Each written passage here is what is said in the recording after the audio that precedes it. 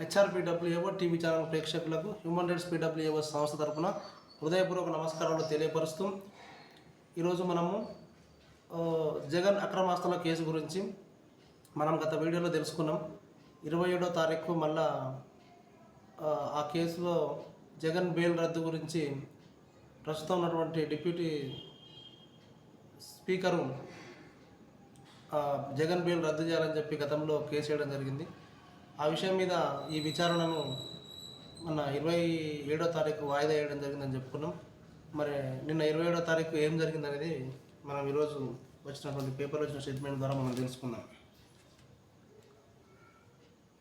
అక్రమాస్తుల కేసులో రోజువారీ విచారణ చేపట్టాలని ట్రయల్ కోర్టును సర్వోన్నత న్యాయస్థానం ఆదేశించింది.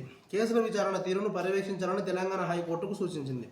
జగన్ బెయిల్ రద్దు చేయాలని 2023 అక్టోబర్ 6న ఆయన అక్రమాస్తుల కేసును వేరే రాష్ట్రానికి బదిలీ చేయాలని అదే ఏడాది నవంబర్ 1న అప్పటి వైసీపీ ఎంపీ ప్రస్తుతం అసెంబ్లీ డిప్యూటీ స్పీకర్ రఘురామకృష్ణరాజు సుప్రీంకోర్టులో 2 వేర్వేరు పిటిషన్లు దాఖలు చేసిన సంగతి తెలిసిందే. ఆ 2 పిటిషన్లను కలిపి సోమవారం justice BV Nagarathna, justice Satish Chandra శర్మలతో కూడిన ద్విసభ్య ధర్మాసనం విచారణ చేపట్టింది. పిటిషనర్ తరపున సీనియర్ న్యాయవాది బాలాజీ శ్రీనివాస్ వాదనలు వినిపించారు. కేసుల విచారణ జరగకుండా జగన్ అడ్డుపడుతున్నారని జగన్ ఏం అడ్డుపడుతున్నాడు చూద్దాం ఒకసారి అని తెలిపారు. బెయిల్ మంజూరైన తర్వాత కోర్టుకు హాజరు కావడం లేదని ధర్మాసనం దృష్టికి తీసుకువెళ్లారు. ఆయన కోర్టుకు హాజరు కాకపోవడమే కేసులకు అడ్డుపడుతున్నారని అర్థం కావచ్చు. ఇక్కడ జగన్ మాజీ ముఖ్యమంత్రి అని ఆయన బెయిల్పై బయట ఉండడంతో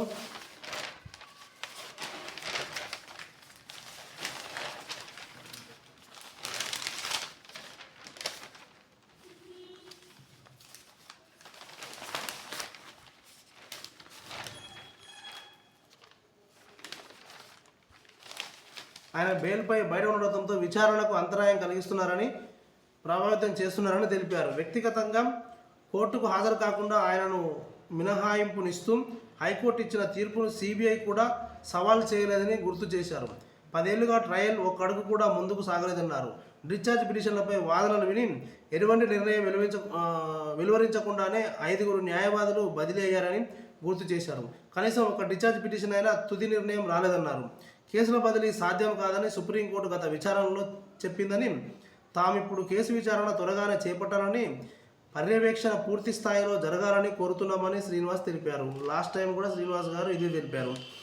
గత 10 ఏళ్లుగా జగన్ బెయిల్ పైనే ఉన్నారని, సుప్రీంకోర్టు, హైకోర్టు స్పష్టమైన ఆదేశాలు ఇచ్చినా ట్రయల్లో జాప్యం జరుగుతోందని మరోసారి ధర్మాసనం దృష్టికి తీసుకెళ్లారు. జగన్ అక్రమాస్తుల కేసుల వివరాలు, ప్రస్తుత పరిస్థితిని వివరిస్తూ సిబిఐ సమగ్ర అఫిడవిట్ దాఖలు చేసినట్లు దర్యాప్తు సంస్థ తరపు న్యాయవాది వివరించారు. జగన్ తరపున సీనియర్ న్యాయవాది ముకుల్ రోహత్గి వాదనలు వినిపిస్తూ కేసుల విచారణను హైకోర్టు పర్యవేక్షిస్తుందని, ట్రయల్ కోర్టులో డిశ్చార్జ్ పిటిషన్లు పెండింగ్లో ఉన్నాయని, ఇది రాజకీయపరమైన పిటిషన్ అని తెలిపారు. గత డేట్లో కూడా ఇదే తెలిపారు వీరు. అన్ని పక్షాల వాదనలు విన్న ధర్మాసనం తెలంగాణ హైకోర్టు జగన్ అక్రమాస్తుల కేసును పర్యవేక్షిస్తున్నందున కేసులను వేరే రాష్ట్రానికి బదిలీ చేయాల్సిన అవసరం లేదని అభిప్రాయపడింది.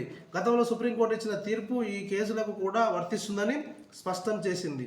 ఓకే, ట్రయల్ కోర్టు రోజువారీ విచారణ చేపట్టాలని, హైకోర్టు కూడా పర్యవేక్షించాలని ఆదేశాలు ఇస్తూ పిటిషన్ను డిస్మిస్ చేస్తున్నట్లు ప్రకటించింది.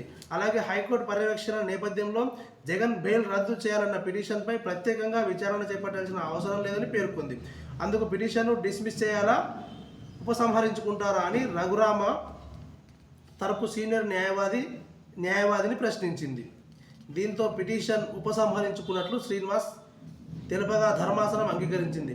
గతంలో జగన్ అక్రమాస్తుల కేసులను justice Abhay S Oka, justice Pankaj మిత్తల్తో కూడిన ధర్మాసనం విచారించగా, అనూహ్యంగా గత విచారణ నుంచి ఆ కేసులు జస్టిస్ నాగరత్న, జస్టిస్ సతీష్ చంద్ర శర్మ ధర్మాసనానికి బదిలీ అయిన విషయం విజితమే. అంటే టోటల్గా వచ్చేసి ఇక్కడ మనకు అర్థమయ్యే విషయం ఏంటంటే, మన డిప్యూటీ స్పీకరు రఘురామకృష్ణరాజు గారు జగన్ బెయిల్ రద్దు చేయాలని వేసిన పిటిషన్ని ధర్మాసనం కొట్టేస్తుందని చెప్పి, మరి మీరు దీన్ని ఉపసంహరించుకుంటారా కొట్టేయాలని అడిగినప్పుడు వాళ్ళు ఉపసంహరించుకుంటామని చెప్పడం జరిగింది రఘురామకృష్ణరాజు తరపు న్యాయవాది. ఇప్పుడు టోటల్గా మనకు విషయం ఏమర్థమైందంటే, ఇక జగన్ కేసు అనేది బెయిల్ రద్దు చేయాలనే కేసు కొట్టివేయడం జరిగింది. ఇక జగన్ గారు బెయిల్ మీద అయితే ఉంటారు. కేసు విచారణ జరుగుతుంది. మరి న్యాయస్థానాలు ఏం తీర్పిస్తాయి అనేది మనం వేచి చూద్దాం. థ్యాంక్ యూ, ధన్యవాదాలు.